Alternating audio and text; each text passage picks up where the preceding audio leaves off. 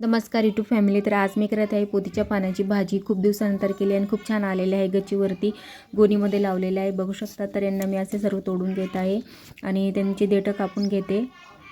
देठं कापून त्यांना मी असे गोल राऊंड करून बारीक कापून घेत आहे.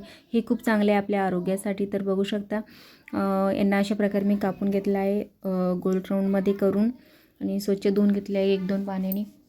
तसे ते स्वच्छच होते, वरती खूप पाऊस चालू होता म्हणून.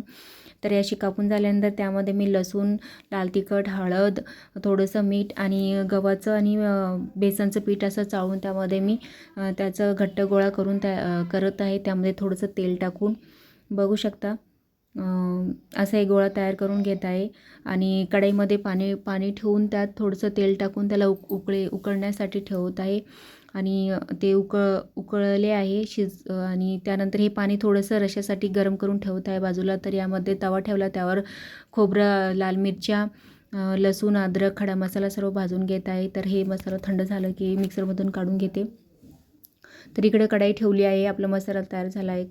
कढईमध्ये लसूण, मोहरी, लाल तिखट, हळद, सब्जी मसाला आणि वाटलेला मसाला असं भाजून घेत आहे.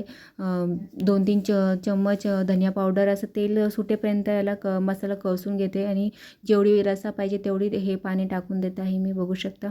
तर हे आपलं थंड झालेलं आहे. मीठ पण टाकून दिलं आहे चवीनुसार. तर हे याचे काप करून घ्यायचे आहे थोडे बारीक.